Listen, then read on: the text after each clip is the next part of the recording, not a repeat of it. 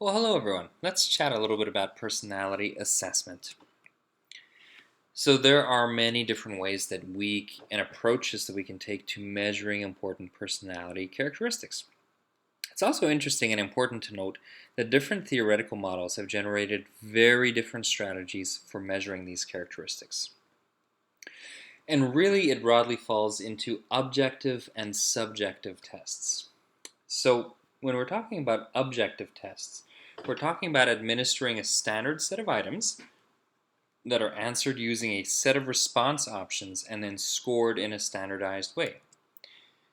This is by far the most familiar and widely used approach to assessing personality, largely because we can do it the same way over and over and over with ease. Two, it's easy to get people to fill out a survey as compared to doing a more subjective or projective test with them. The thing that makes these tests objective is not necessarily the data that they give you, but the fact that it's the method in which it is scored. So it can either be self-report, so that's when you do it on yourself, or other report, so that's when you're an informant rating somebody else. So when we're talking about self-report measures, we're asking people to describe themselves. And obviously, there are a lot of advantages about that. If you're rating yourself, you've got direct access to your own thoughts, your feelings, your motives. Like I said before, it's simple, easy, cost-effective, and the validity in general is pretty good. Right? So for example, this would be an example of a kind of scale that you would be able to use to rate yourself on kind of personalities. And if you kind of sum it up at the bottom, you'll kind of look on the canoe model or the big five model where you fit depending on how you scored each number. So here are some examples, for example, for general or what we would call quote-unquote normal personality. So we could use, say, the Hexaco or the Neo-PIR, which is a formal assessment of the five-factor model. But we can also objectively measure psychopathology or quote-unquote abnormal personality factors using tests such as the Minnesota Multiphasic Personality Inventory, the MMPI, the Personality Assessment Inventory, the PAI, or the Milan Clinical Multi-Axial Inventory, the MCMI. Now, the MMPI, I'm going to just talk briefly about it because I find it a little bit interesting. It was originally released in 1943. It's now in its third edition. It has 567 items and 120 scales. So it measures so much. We're talking anxiety, aggressiveness, delusions, your level of masculinity or femininity, family discord, shyness, your inability to disclose things to others. And the thing that actually makes it a noteworthy test is it was one of the first to introduce validity indicators to detect whether someone was trying to rate themselves very favorably, kind of that self-enhancement type of thing, if they were responding inconsistently, or if they were kind of faking maybe some of the symptoms that they were having. And this is probably one of the most commonly used assessment tools in clinical settings to detect various types of psychopathologies. There are also youth versions now, as well as the adult version, which is 18 plus. Now, as we're talking about self-report, one of the things that should probably be popping in your head is like, yeah, but what about the fact that people perhaps sometimes don't present themselves correctly, or maybe as accurately as somebody else would? So raters may present themselves in an overly favorable, kind of socially desirable way, especially in high-stakes testing. And when we're talking high-stakes testing, this is when test scores are used to make important decisions. Personality ratings reflect this self-enhancement bias because sometimes people are motivated to ignore or downplay some of their less desirable characteristics and instead kind of focus on their more positive attributes. And one of the other things too is that it's subject to the reference group effect. So we base our self-perceptions in part on how we compare ourselves to other people. So if we are like the catch in our friend group, then perhaps we'll give ourselves some really high ratings. But when we're compared to thousands of other people, perhaps we're not so much of a catch, right? So these effects are very important and they really limit our ability to give an accurate self-report of ourselves. Well, one of the ways we can get around that and still use an objective test, a test again that is scored in an objective manner, is to use informant ratings. So ask somebody else who knows you quite well to describe your personality characteristics. So for example, in the case of most children or adolescents, if they're going to go see a psychologist or a psychologist wants rating scales done on the child, the informant is most likely going to be a parent or a teacher. And many instruments now include kind of a parallel self-rating as well as like a self-report as well as an informant report versions, so that the psychologist can have a much fuller picture of each of the person in question.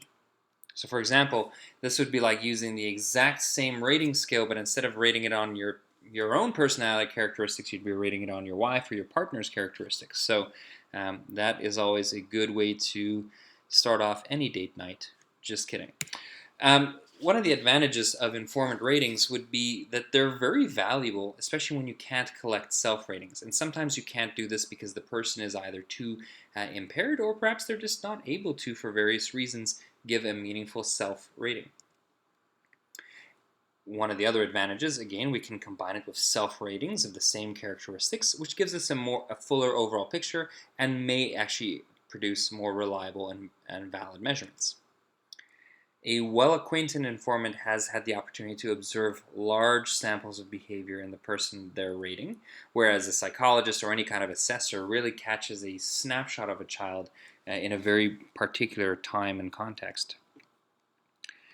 The other thing too is that informants typically have strong incentives for being accurate. So usually informants are the ones that have asked for the child to be evaluated, and so they really do want to get some type of help from a psychologist or somebody else, an assessor, and so there is a high level of motivation to do a good job on their ratings. Studies have also found that there's fairly comparable validity as to a self-report. However, they also tend to outperform self-ratings when the assessed traits are highly evaluative in nature. So for example, if you're looking at intelligence, charm, and creativity. Another important difference here is that informant ratings tend to do a significantly better job in terms of detecting externalizing behaviors. So if we're having concerns about behaviors that we can see, such as aggression or hyperactivity or those types of things, inattention. So informant ratings do an excellent job of that, but self-report ratings do the best job of internalizing symptoms, things like depression or low mood or anxiety, or things that you cannot necessarily see outside of the person. Now, just like self-report ratings, informant ratings also have limitations, and that's that informants lack full access to the thoughts, feelings, and motives of the person that they're rating. Okay? Informant ratings also are subject to different response biases. So for example, parent ratings are often subject to a sibling contrast effect, such that parents really exaggerate the true magnitude of differences between their children. Right? So the one child is the hyperactive child, where the other one is the really good child that listens all the time. We know in reality the differences probably are not that stark, though it may feel like that in the context of the family. We also know that when individuals are allowed to nominate an informant, the informants may produce overly favorable ratings. So we call that the letter of recommendation effect, which is when you assign more positive ratings to a person than even they would assign to themselves. Or, another effect could be the honeymoon effect, which is the same as above, but applied to newlyweds. So effects and these biases tend to creep into even objective measures. So other ways of classifying objective tests would be comprehensiveness. So comprehensiveness refers to the extent to which an instrument seeks to assess personality comprehensively. So ranges from these types of tests would range from measuring a single core attribute to inventories that contain a large number of specific scales and aim to measure personality more comprehensively. So right here, think back to the MMPI versus the NEO-PI. The NEO-PI is going to measure 5 factors. The MMPI is 567 items out over 120 different scales, right? Comprehensiveness sometimes does matter. It's important also to consider the breadth of the test. So what is the breadth of the target characteristics, right? So we know that personality characteristics can be classified at different levels, right? So we talked in the previous video about this idea of measuring the overall factor versus measuring subtraits. All right? So broad, big traits like neuroticism and extroversion can be divided up into several distinct yet empirically correlated component or subtraits.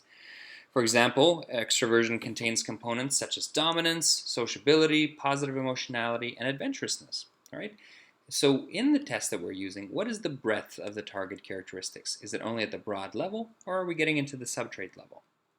Now, after moving away from objective tests, we move to subjective tests, or what's actually called in the literature the projective tests. So projective tests are based on the idea that important thoughts, feelings, and motives operate outside of conscious awareness.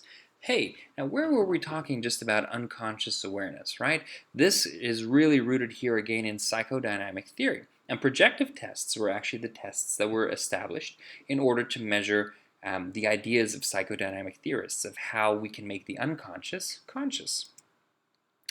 And they created what we call the projective hypothesis. And so that's if you ask a person to describe or interpret something that's ambiguous, their responses will be influenced by these non-conscious needs, feelings, and experiences. This is where we get the development of the Rorschach ink blot tests from. So the Rorschach is probably the prototypical projective test where we're asking people to interpret symmetrical blots of ink and then we infer meaning from what they see in this projective stimuli. There's another test called the thematic apperception test, or the TAT, and it asks respondents to generate stories about a series of pictures that also have some ambiguity to them. And based on the person's responses to the scene, you then formulate a theory for why they would think that that is what they're seeing in that particular scene. Now, a limitation of projective tests are a couple. One, they're very cumbersome and they're labor intensive to administer. Which is fine, that's one reason, but that's not a reason to then exclude doing this test. A more useful reason for why we tend to not really focus on projective tests is that it's challenging to develop a reliable and valid scoring system for them. In fact, this is where we've had the biggest failures, is that we don't have a way to reliably and accurately score these things over and over and over again. So there's a high degree of subjectivity both from the respondent as well as from the examiner in understanding or extracting information from the respondent. Because of this, there's questionable validity, and this is especially true for the Rorschach. We also find that there's a very weak relation between objective and projective measures of motives, because projective tests are measuring implicit motives, that's the argument that they make, whereas objective tests are measuring explicit motives. Now, in the right-hand corner here, this is not a picture of, a warthog. This is a Rorschach ink blot example here. Maybe it's a skinned badger. I don't know. Anyways, the point being, what you're supposed to do is you're supposed to look into this thing and somehow come up with what you see, and based on what you see, it would be classified as either pathological or quote-unquote normal. So that's always a fun game to play with people. Now, additionally, we've talked about this before a couple times, but we could also use implicit tests as ways to measure personality. And so this is based on the assumption that people form automatic or implicit associations between objects based on our previous experiences and behaviors. So if two concepts, for example, me and assertive, are strongly associated with each other, then we should sort them together more quickly and easily. Now, at the same time, we can also use other ways to understand aspects of personality. So, for example, we could use behavioral and performance measures. And so this is when we're using direct samples of behavior to infer personality characteristics. Now, these tests have several advantages. They're not subject to response biases. They allow people to be studied in their natural environments, so it's much less it's less artificial. And it's the only approach that actually assesses what people do as opposed to what they think or feel. So hey, that's kind of a bonus too, because what people say they're thinking or feeling is often opposite of what they sometimes do. Now, even behavioral and performance measures have their own limitations. Again, they're cumbersome and labor intensive, more so than objective tests. They do generate a rich set of data, but the problem is then you have to sort all of this data and score it in a reliable and a valid way. So you still need some kind of system to make sense of it. Often it contains relatively small samples of behavior, and this may provide a somewhat distorted view of a person's true characteristics.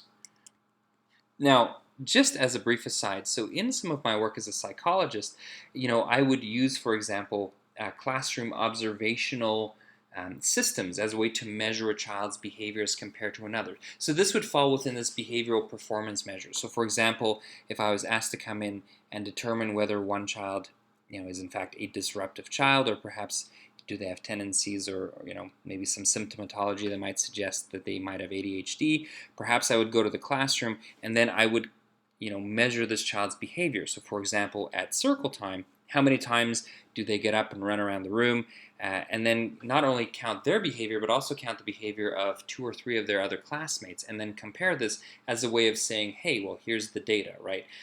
Most other kids the same age can sit still for 20 minutes. Your child was up and running around 16 out of the 20 minutes, or something like that. So just as a way of kind of giving you an example of what that means. Now, all of these tests, there's no perfect solution to truly understanding personality, but hopefully together and with all of these different types of tests, hopefully we can paint a very good picture of what a person actually is. I'm looking forward to your questions and comments about this week. Thanks for watching. Talk to you soon.